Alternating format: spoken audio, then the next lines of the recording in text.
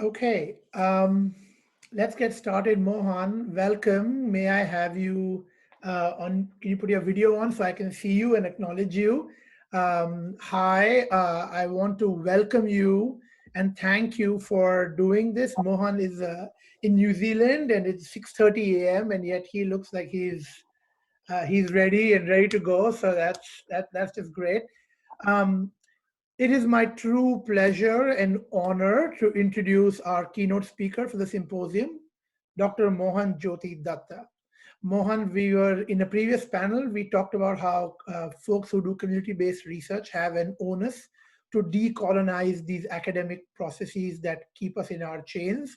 So I thought I would start that with my introduction of your talk. Rather than focus on Mohan's academic credentials, which are considerable. Mohan is Dean Chair Professor at Massey University currently. Previously, he was at the National University of Singapore and before that at Purdue University, where he, in full disclosure, was my mentor, academic guru, and dissertation supervisor, PhD advisor, just overall shoulder to cry on. Mohan's academic credentials are considerable. He sits on World Health Organization special boards. He has more citations and more publications than I care to count. His work has been paradigm shifting in the field of health communication. But I think Mohan is such an exemplary person to lead this particular symposium just because of the discussion that we have had in the past two sessions. Over the past two sessions, we've talked about the politics of doing community-based research, how the lines between our researcher selves and our commitment to making positive change and our sort of activist commitments, how to bring them together. Mohan's theoretical and practical work in the field of health communication has been sort of testament to this approach. His theoretical contribution, the culture-centered approach to health communication, based on this seemingly simple but yet profoundly radical idea that listening to people who are marginalized by structures that oppress them is the starting point in thinking about how they understand the relationship between health, in access and in inequity. His work has spanned cultural geographies.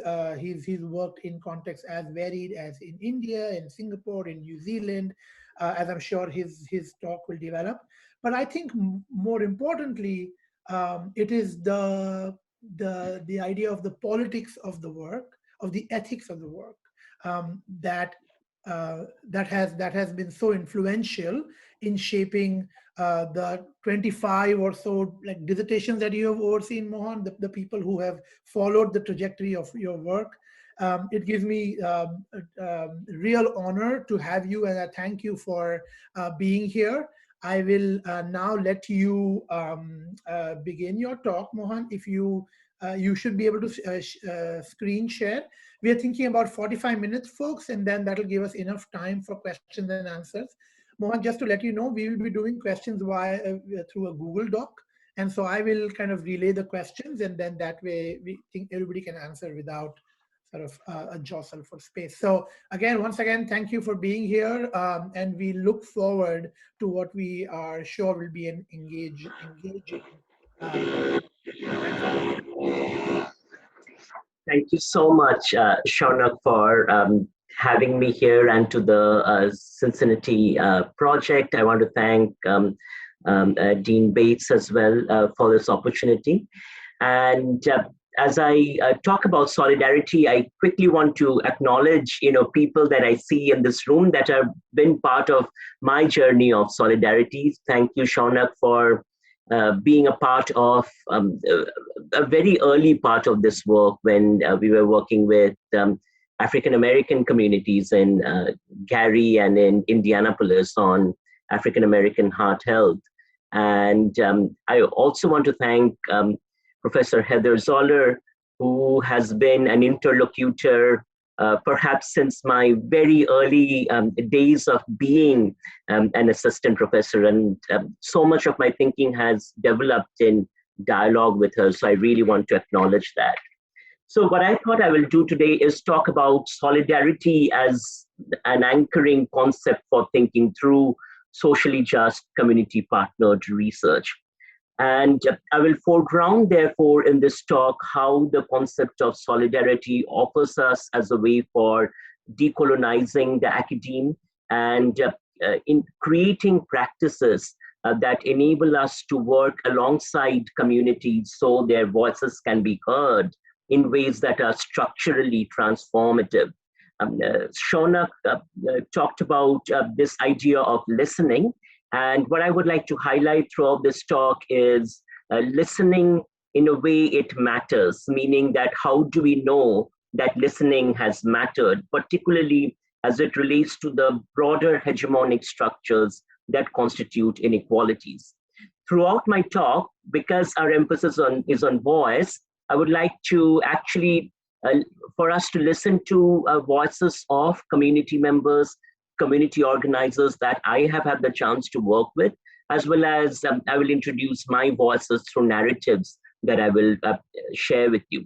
A lot of the work that I will draw on is the work that has been housed under the umbrella of CARE, the Center for Culture-Centered Approach to Research and Evaluation, that is currently at Massey, that was started at National University of Singapore, and that really grew out of the community-based work in Gary and Indianapolis. So I want to begin by reading this excerpt. This poem is written by an indigenous scholar activist who is no longer with us, Abhay Saksa.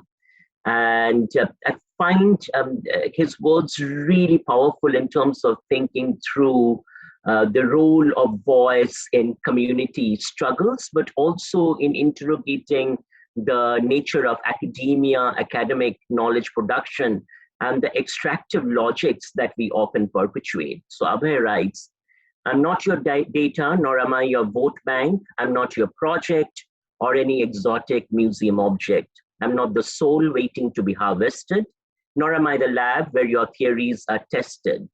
I'm not your cannon fodder or the invisible worker or your entertainment at India Habitat Center." India Habitat Center is sort of this very radical posturing space where wannabe radical academics sit and have conversations.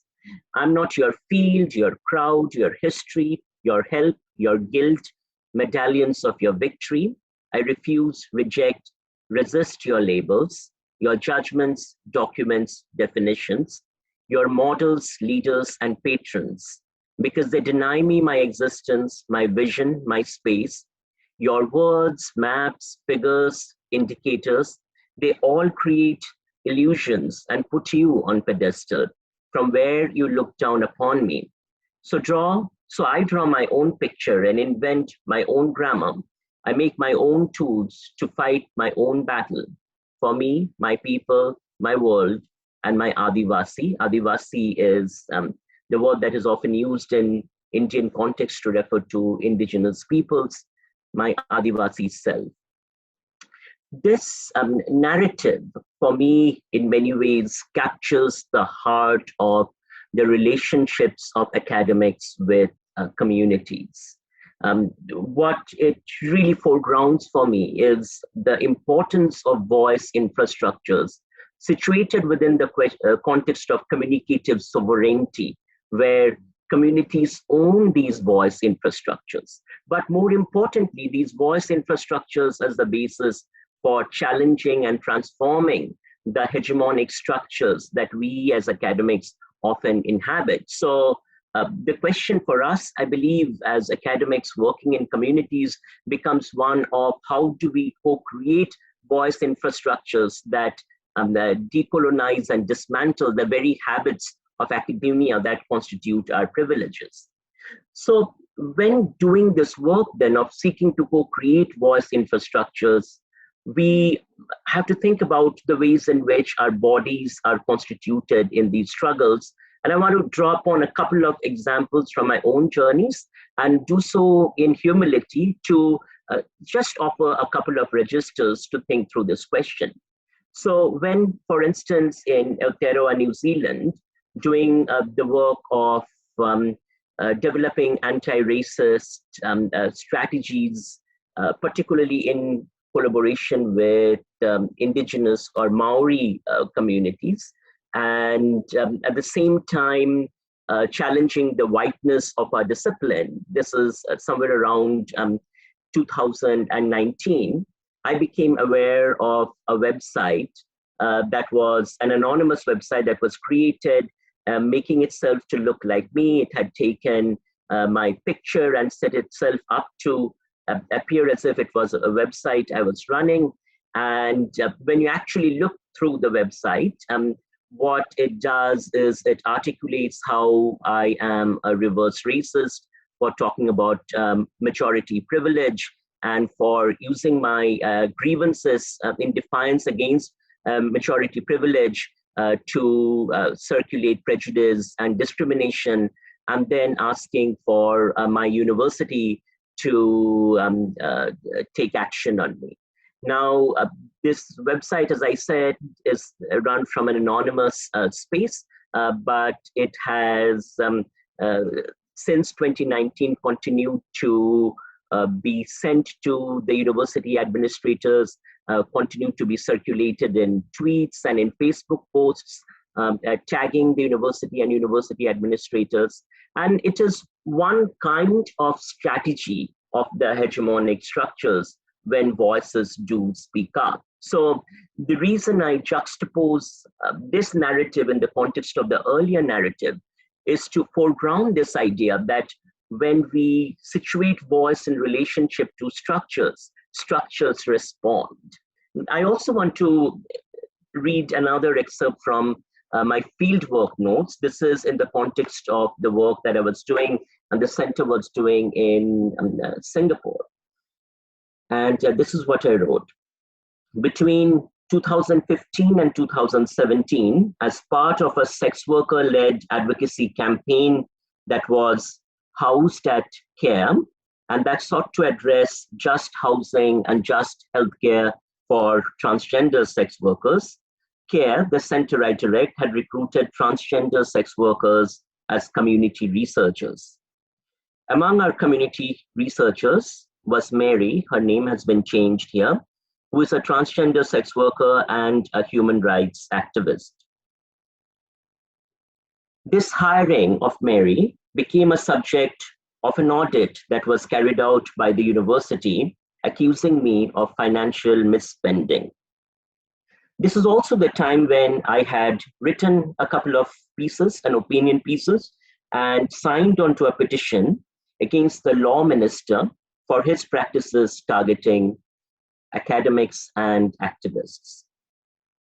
In that audit, the Office of Compliance asked me to explain why I had hired a human rights activist at the center. They stated that this was misspending of money. According to the auditors, this misspending of money allowed the center to hire human rights activists who had nothing to do with health. I would like you to pay attention to this. So human rights activists, according to the audit, had nothing to do with health, and that became the basis of the audit. This, in spite of all the necessary paperwork having been completed, reviewed, and approved by the appropriate authorities before the hiring was done. While sharing this with Jordan, was a pro bono lawyer who was like a messiah who appeared out of the networks of activists that the center happened to be working with. I recall one instance while sharing this account with Jordan, I had thrown up over dinner. The next thing I knew, I was in Jordan's car. He told me I had passed out for about 10 minutes. The pain that had bounded itself in knots while I had been attempting to put on a brave face, finally had released itself. I read this narrative to articulate that when we struggle to create spaces for voices, structures respond in a wide range of ways. And it is within that context I see solidarity as an anchor to forging academic community relationships. So the work of CARE, seeking to build voice infrastructures, then engages with the question of power, asking how do voice infrastructures created, nurtured, and sustained through relationships with communities, through friendships with communities, challenge and transform the sites of power that constitute the forms of marginalization we witness around ourselves. This struggle for voice infrastructures, then, in the extreme neoliberal climates that we inhabit, is a struggle for sustaining communicative ownership and communicative sovereignty, which is the notion that communities own those spaces, those communication infrastructures through which they can articulate their imaginaries and work with those imaginaries to build material transformations. So in the rest of the talk, what I will do is I will talk about the struggle for building voice infrastructures in relationship to the neoliberal university and the urgency of decolonizing and dismantling the neoliberal university. The notion of social justice within that then will be connected to ideas of solidarity. I will outline the challenges to solidarity and then perhaps suggest through my experiences and the experiences of CARE, some humble ideas of crafting futures based on solidarities. So talking about the neoliberal university and the role of the neoliberal university in constituting the kinds of oppressions we live amidst, I want to just highlight a few key points.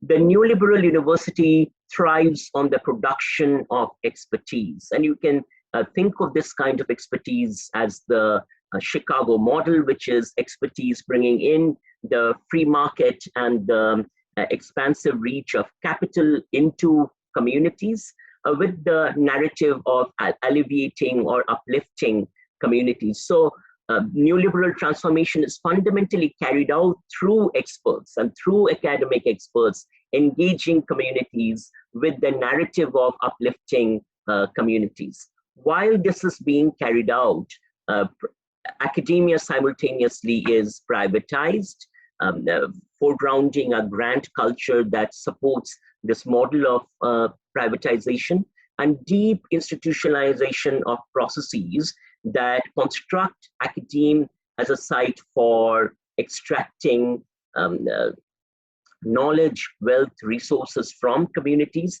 and carrying that out under the language of development and poverty alleviation. So erasure and co-optation then in that sense are the fundamental habits of the neoliberal university. The neoliberal university works through erasure of sites of transformative articulations. These sites are often projected as backward, as criminal, as deviant, so that knowledge structures can impose practice disciplining in order to contain these sites and spaces. This is also tied to deployment of surveillance and techniques of production of fear, uses of disinformation campaigns, often targeting those voices that are critical of these hegemonic structures. So universities also in that sense become sites of production of intelligence and intelligence strategies that co-opt the radical potential of communities. So community engagement, community service often become tools for being co-opted into the hegemonic structures for pushing forth the neoliberal project. This is also often done by propping up culturalist arguments. So especially with communities of color, for instance, we see the reproduction and reiteration of culturalist arguments in order to justify university outreach, in order to justify neoliberal solutions. So this whole process then continues to produce elitism that serves capitalist interests while seemingly performing community engaged work. Activism itself becomes a process of institutionalization. You hear, for instance, the term academic activism often being thrown around, often to perform a kind of a radical posturing that incorporates the transformative potential of communities into hegemonic articulations. Alongside these processes of erasure and cooptation, then you see systematic and ongoing precarization of labor both within universities as well as in communities where universities do their work or where universities reach out to do the engagement. So I see these processes of cooptation and incorporation as a neoliberal seduction. So that, this is an image from the World Economic Forum, where sort of the global elites, the global civil society, NGOs come together to solve problems such as poverty, to solve problems such as inequality, of course, all along projecting an ideology that reproduces the hegemonic control of capital.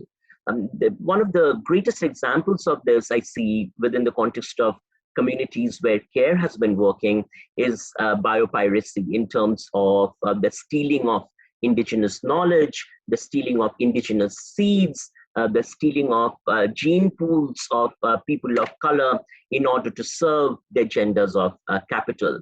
So extractive logics in that sense are logics that expand the reach of capital, and often these logics play out through the very language of community participation and community academic partnership. So underlying this then is the politics of radical posturing, where universities and academics posturing as radical while serving the status quo become the branding slogans for these hegemonic structures. Similarly, we see the NGOization of radical politics, where radical articulations are streamlined into NGOs, into professionalized positions that serve these hegemonic positions.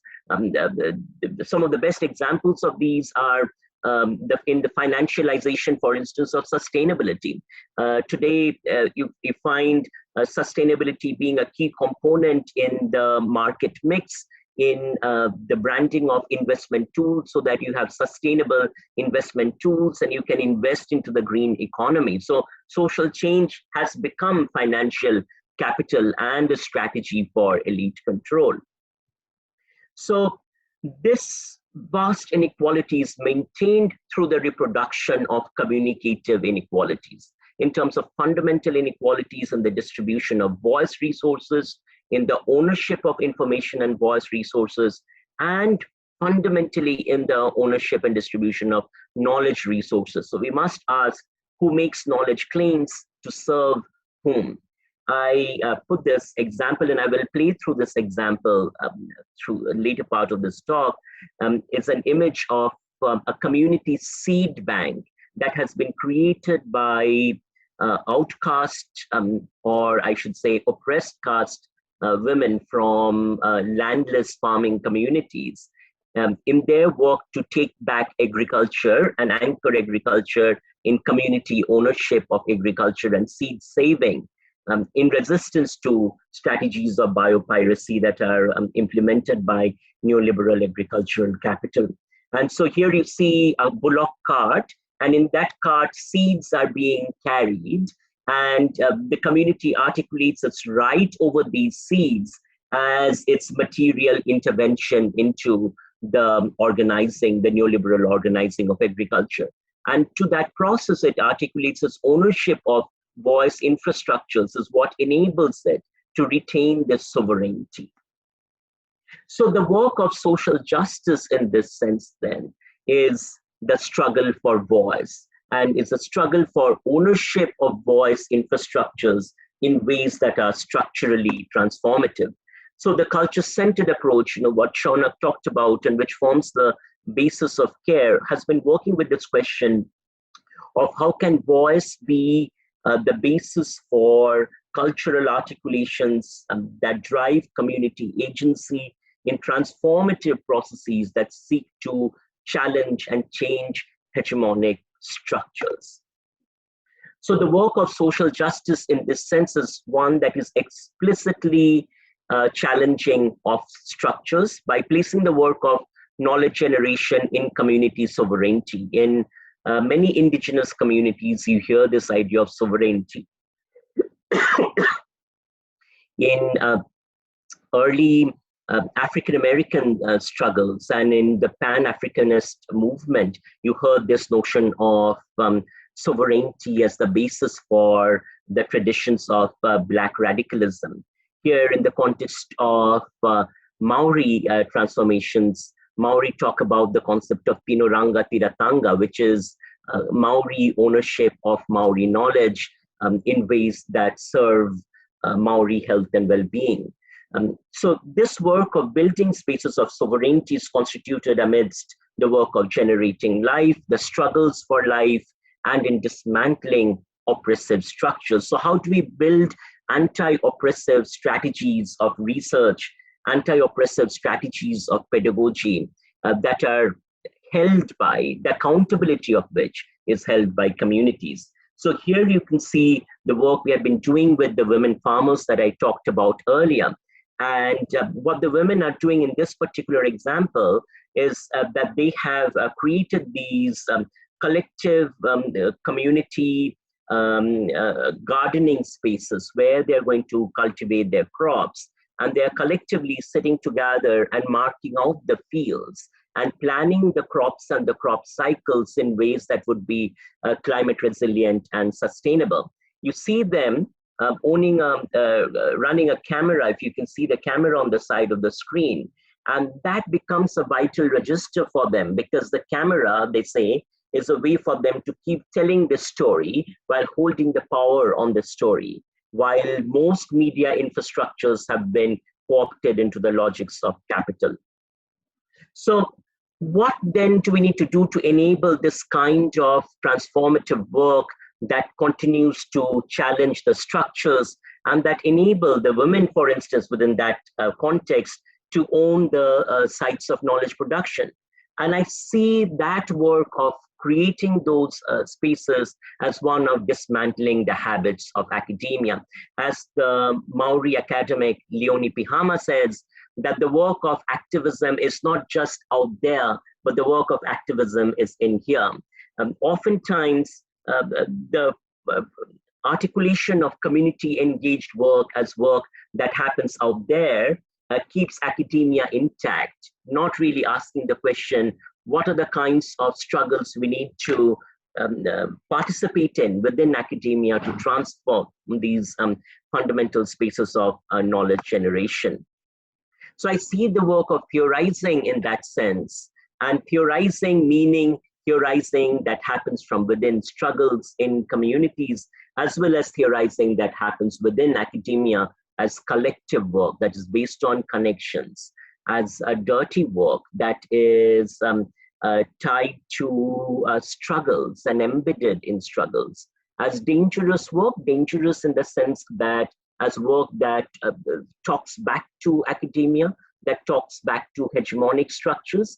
At that sense, one would expect that when you're doing that kind of theory work, that the structure would respond back through a variety of strategies. As embodied work, through the putting of the body in the midst of the struggles, as resistance work, as the work of building collective registers of resistance that speak truth to power and seek to transform it, and as dismantling work, as work that is no longer comfortable with dialoguing and inviting more dialogues, but is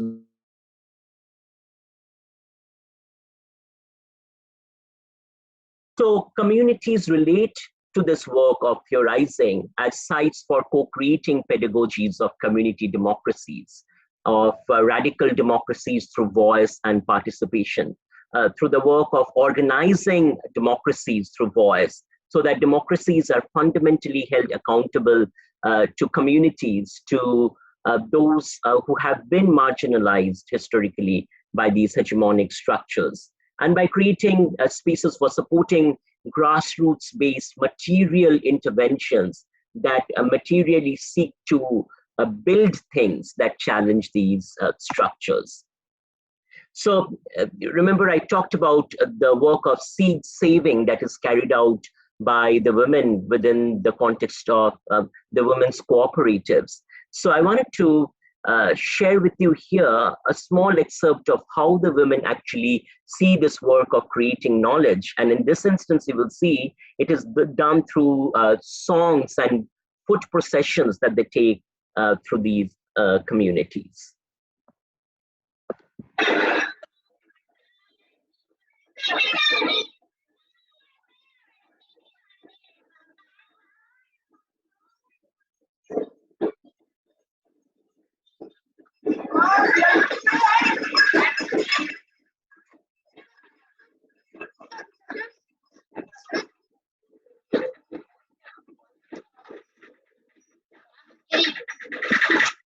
So in a context where, I want to go back to that image, in a context where agriculture has been so thoroughly co-opted to serve the neoliberal interests, where biopiracy and the normative structures of biopiracy continue to steal indigenous knowledge, while at the same time making agriculture a privatized commodity, removing it from the everyday lives of communities. Singing these songs, you saw those bullock carts that are carrying the seeds that are freely given out in communities, become ways of building alternative material registers. And that's the point I want to highlight, that voice in this sense is tied to building material interventions, to actually creating alternative structures that challenge the structures of whiteness and the structures of neoliberal capital.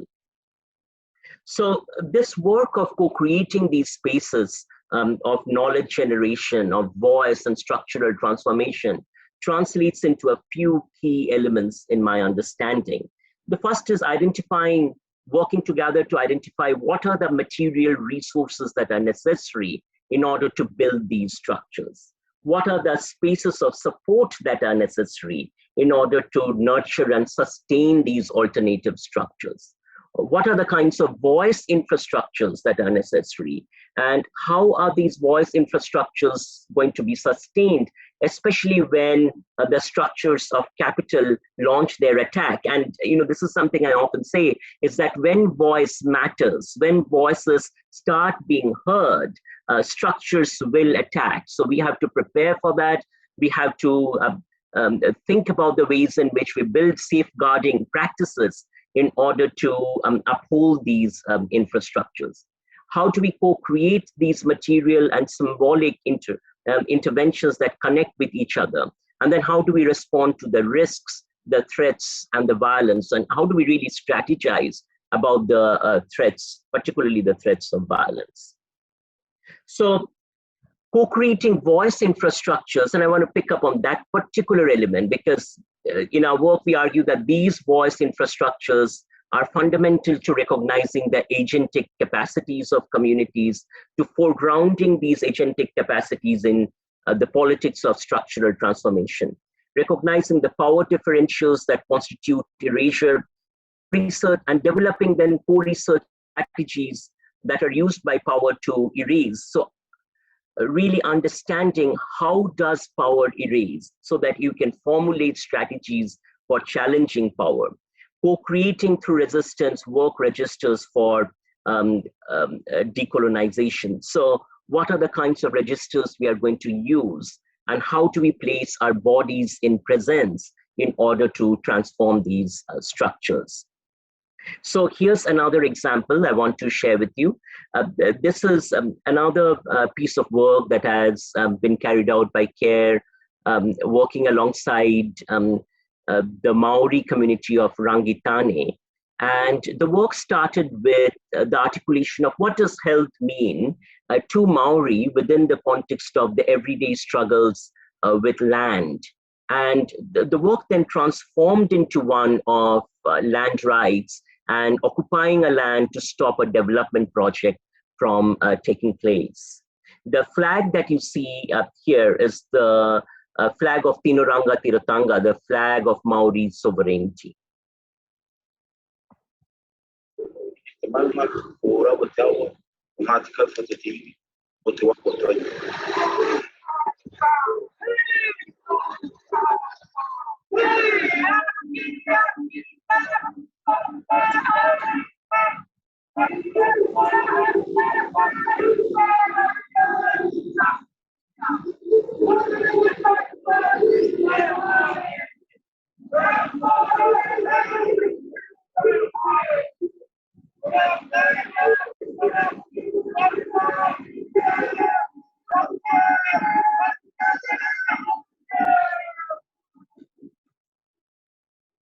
So the voice infrastructure in this context is tied to the direct material intervention of occupying the land. But tied to this work then is the positioning of power. So as this work takes place, you see various structures within universities that are set up that argue that why is the center doing this work? How is it justifying and connected to issues of health? So once again, the siloizing, the imposition of the colonizing logics become ways of seeking to silence that work or limit that work. And ironically, often human ethics and institutional review boards are deployed, constructing particular ideas of risk and the risk university to silence the voice infrastructures emergent from this work. So within this context, then I ask the question, what does the work of the academic look like in resisting the structuring of the bio, the body, the genetic structures, the articulative structures within the logics of capital? And when you resist that, what does resistance look like? So I ask two questions. What does it mean to reorient the labor of our academic work as friendships with communities? And what does it mean to reorient the labor of our academic work as friendships with activists, unions, movements, and collectives? So within this context, I would like to offer us the idea of solidarity as a basis to thinking through the challenges as well as the transformative possibilities. Very simply, solidarity is unity as of a group or class that produces or is based on community of interests, objectives, and standards. So the idea of solidarity is rooted in notions of unity. So solidarities in that sense I see as essential to strategically co-crafting registers for unity that catalyze structural transformation, nurturing practical friendships with communities. And that means that redefining entirely what academic labor and academic work looks like. Often when we think about community academic collaborations or research in partnership with communities, the term research itself becomes a colonizing term that limits the possibilities of practical friendships. So I do wonder, what does it mean to nurture practical friendships built upon a wide range of practices of labor, not simply limiting to a particular form of labor articulated by colonizing structures, and working through these friendships then to dismantle the capitalist, patriarchal, racist structures of whiteness that define academia and academic habits within narrow ways that serve the interests of capital. So to this work then, body becomes really important, and body on the line becomes really important. And I see the work of body on the line as one of crafting presence, so that one is present in the midst of the struggles, not removed from the struggles. You think about the poem that I started with, articulated by Abhay, that oftentimes the academic relationship with communities becomes one of extraction, which is marked by absence. Academics come in, they take, and then they go, and then they publish. That is often an articulation you hear from communities. So how do you resist that? By crafting presence, by crafting the nature of academic work as witnessing, but witnessing being a way for speaking truth to power and transforming the structures by standing alongside, by voicing alongside and working alongside to make visible these oppressive practices, and then working alongside for voices to be heard.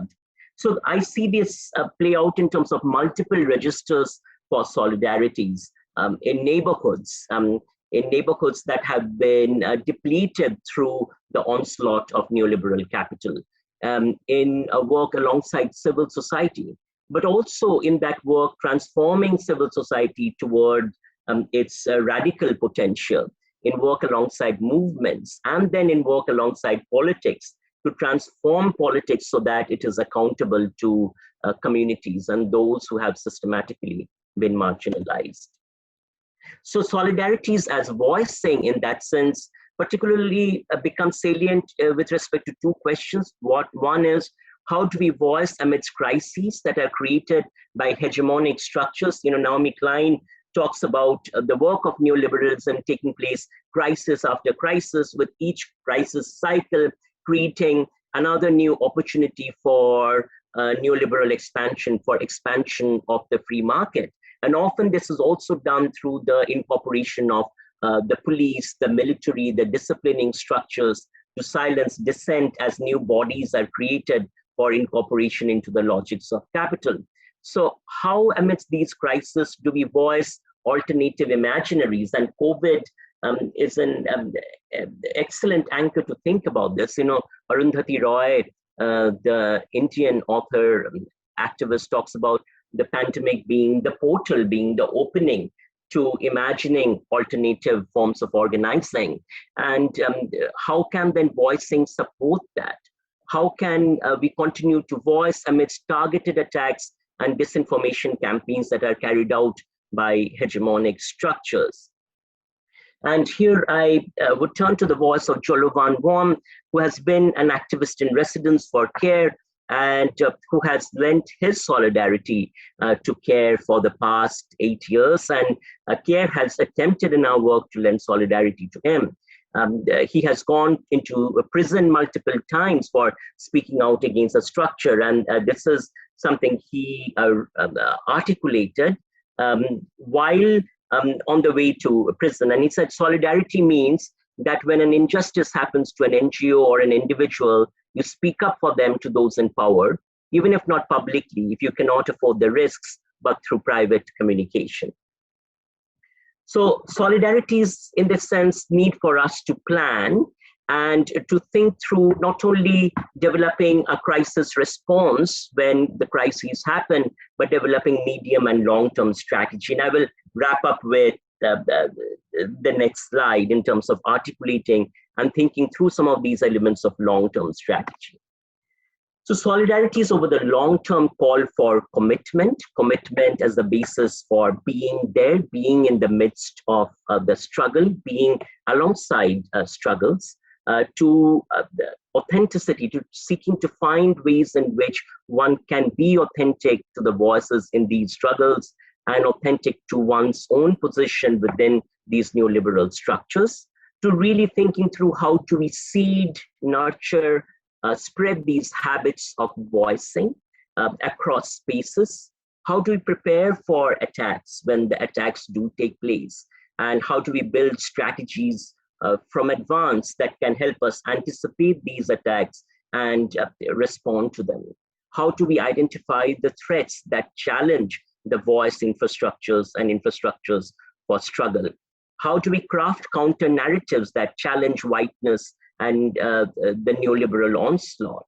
How do we root these narratives? How do we build deep infrastructures of solidarity, particularly when so much of academia, because of this neoliberal onslaught, has been turned into sites of opportunism, in shallow opportunism? So how do we transform that? By building pedagogies, by learning to learn from habits of love, habits of radical love that we often see in communities who have been placed at the margins by these hegemonic structures. How do we build habits of sustenance, and nurturing? And then finally, how do we build practices of connecting that connect across these struggles and that connect across various ways of speaking back to these oppressive structures? Thank you so much. Sorry, thank you, Mohan. Can we all first just give a round of virtual applause for that talk, Mohan? Thank you. I don't know if you can see, but there are people who are sort of doing their little applause emoji in their windows. What we're doing now, Mohan, we'll move to questions, and so we have this Google Doc that's going where people are putting their questions up. But while folks do that, I guess I can ask you one sort of off the bat in terms of this idea of voice infrastructure, right? In a couple of the previous panels that we had this morning, we were talking about the idea of risk. And what is the risk that the academic is willing to take in that space? You know, one of our community partners said, we have this tendency, this colonial mindset, like you said, to go in and ask a question that we already have an answer for, just for the pretense or the sort of the rigmarole of stalling or doing the thing that we do best. So can you talk a little bit more about sort of that, especially for sort of researchers who are starting up in this journey of thinking through the question of risk, one, and you know, how to sort of manage that taking of risk, but also connecting your politics of solidarity with a desire to sort of respond to the structure in terms of research. So publishing and writing and sort of doing both of those simultaneously, if that makes sense, Mohan. Yeah. Thank you, Shaunak. I really appreciate that question. So I will first talk about, you know, how do we build pedagogies of risk, particularly when working with graduate students or untenured faculty. I want to first begin by acknowledging that it's a real challenge because there are expectations that graduate students have from them in terms of what would make them marketable within these very colonizing structures. The same way with assistant professors, for instance, there are expectations from them in terms of what they are expected to publish in order to sustain themselves in the academia. So in that context, then, I think, you know, the work of relating to communities and working with communities as one of strategizing and really thinking through which part of the work one is going to work with in order to publish and engage with the academic conversations. And hopefully, you know, with this talk, what I've articulated is that that work of strategizing can take place in conversations with, in dialogue with communities, so that you know, one just isn't doing that without having that conversation, because there are often different rhythms, you know. Community, you know, I will give you one example, you know, with the work that we have done organizing foreign domestic workers. The domestic workers felt that they didn't want to see anything being published out of that until actual changes have been made, and ways in which they see those changes having been made. And that was because of their experiences of having been used again and again by researchers, turn them into data points. So when working with academics, you know, particularly graduate students who might have publishing needs, what became important within that context is then to articulate what actually other strategies that could be developed in order to sustain that work and yet serving the needs of the graduate students. You know, so I think we have to think about it in terms of dual strategies. And this is something that even as CARE, we have to continually negotiate, because we are held to the standards of the university. Our funding is dependent upon publishing certain things and sort of really keeping up with specific metrics. So then the question for us is, and this is how we do it as a practical politics, to turn to communities to ask, what is your idea of publishing, and to have that conversation early on. And there are different logics that you might see within these spaces. So with our work with transgender sex workers, they can't wait to see it published because they feel that they need those published articles to be able to continue to make that point, the points that they make. But even within that context, what goes into what is published becomes really critical. So I think the question is one of asking, having those conversations, having those dialogues, and building those habits right from the beginning, you know. That's great. And I'm glad you talked about funding, because I think one of the questions that we have got here, I think this is Heather's question, is you really raised the stakes for what can be done through community-based research. How do you and your partners develop resources for your community work as you negotiate neoliberal structures? And this, just to tag on to this is really relevant for us at TCP. We're kind of thinking about this right now. Many of our partners that we work with are sort of really small organizations who have sort of radical politics or have this idea that are transformative, but are themselves not necessarily funded through these structures. So could you talk a little bit about sort of this process of developing resources together?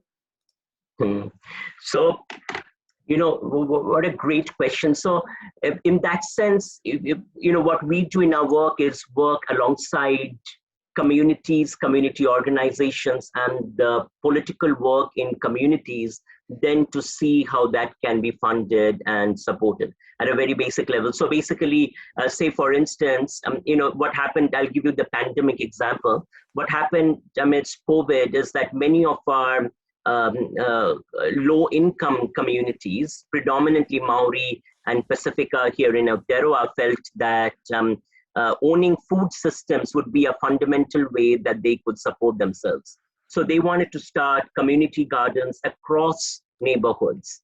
And once sort of they outlined what they wanted to do, they could actually chalk out various kinds of funds that would be necessary, and we could work alongside them and bring sort of our location within the university, within the neoliberal university, as a resource to having those conversations. So Heather, you know, within that example, we, for instance, went to local farming companies and local, you know, like the garden centers and things like that, to get them to donate seeds, to get them to donate the beds that would be necessary to do the farming and things like that. But at the same time, even as we did that, and this is the real interesting part, in our community advisory groups, we had multiple conversations about that being located within neoliberal logics, you know, that we were going to these seed companies and farming centers that were very much about privatization of the food system. So I think this continual ability to speak back, to co-opt maybe some of those neoliberal strategies to serve community agendas becomes really important.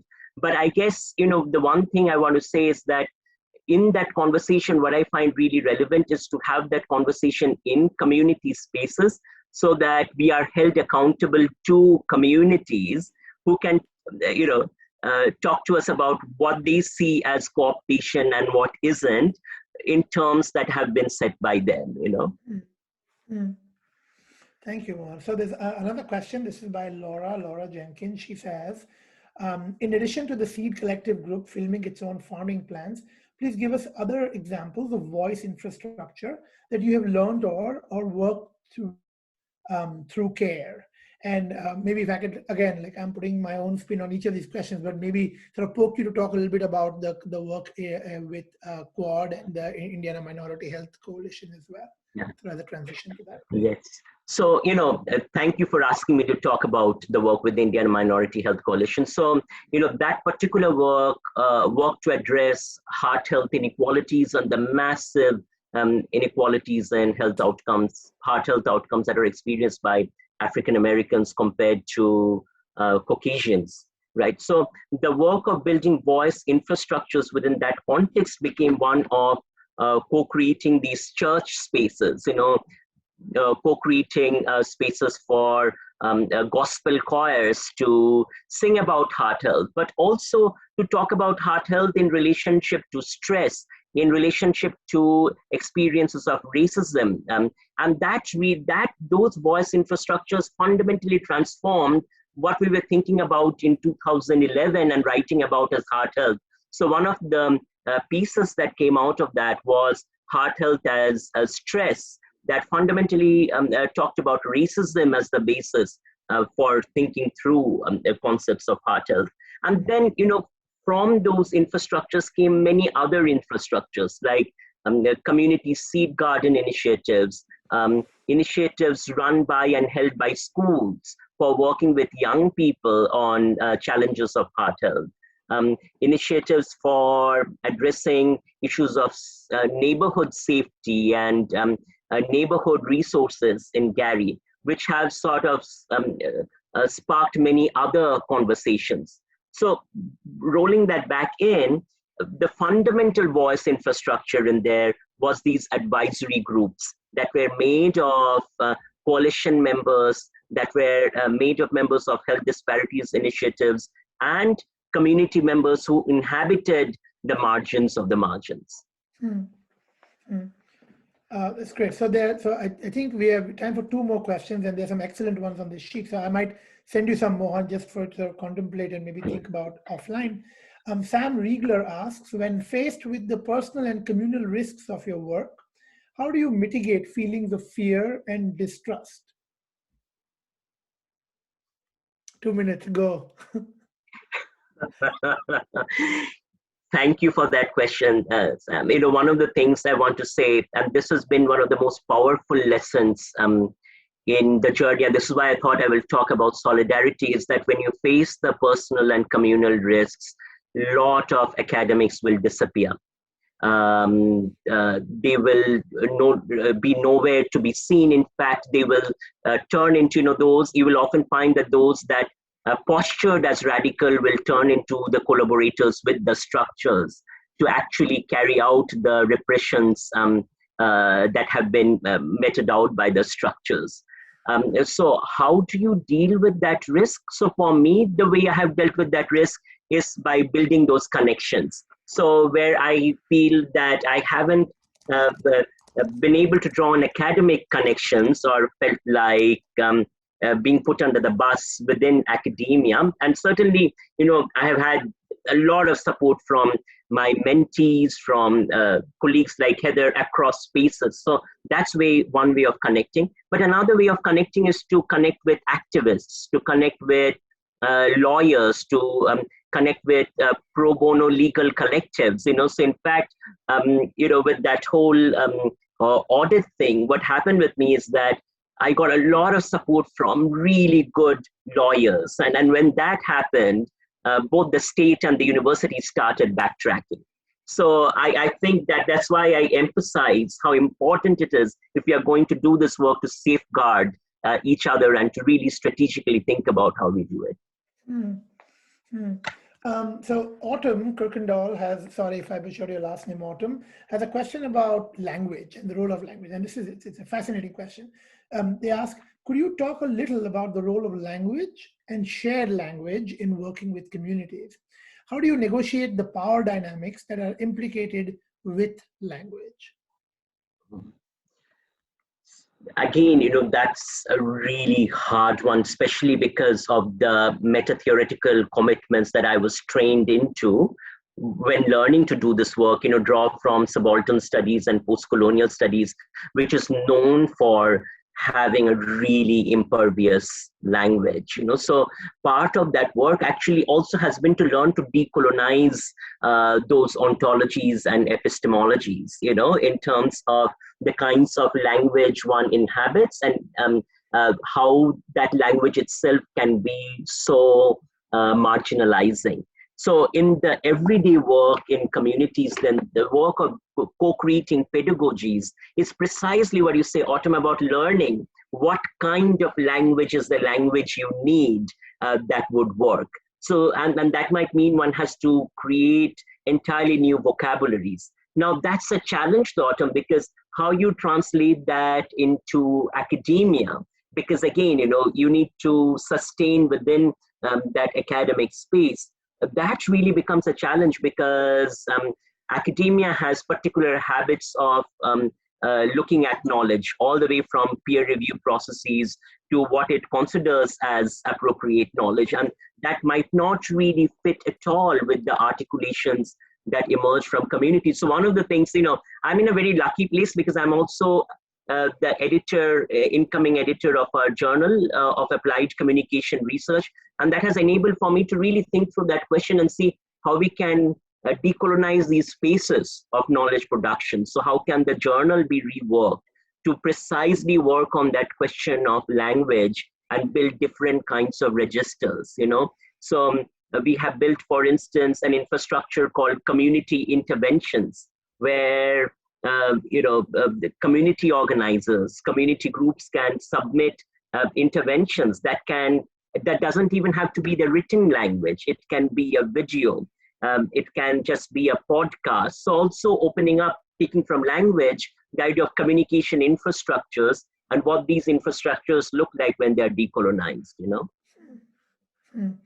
So we do have a couple more questions, but I think we are out of time. I'm going to ask everyone to just give one more round of applause. Mohan, thank you for answering all the questions, for your fantastic talk. I'm actually going to, if you can hang out a little bit more, I'm going to ask Dr. Bates, Leticia, to transition us into our closing comments by our Dean, Dr. Valerio Ferme. This was absolutely amazing. And I want to acknowledge, I think Dr. Gaynor did in the chat, Mohan, we are just eternally grateful to you for starting your day with us. Because for those of you who do not know, we have a significant time difference. And so Mohan, what is it? Is it just about 8:30 there in the morning? It's 7:30, so it's So I think you get a gold star for just being up and coherent enough to sort of lead us and give us some really great nuggets for information about how to really engage in solidarity, which is sort of the foundation of this kind of work. Again, I want to thank you all for joining us and spending your day with us virtually here to really engage in what is the core of the Cincinnati Project, talking about creating solidarity, as Mohan pointed out, and our community panelists earlier pointed out, as well as our researchers. And so I just want to remind everyone to stay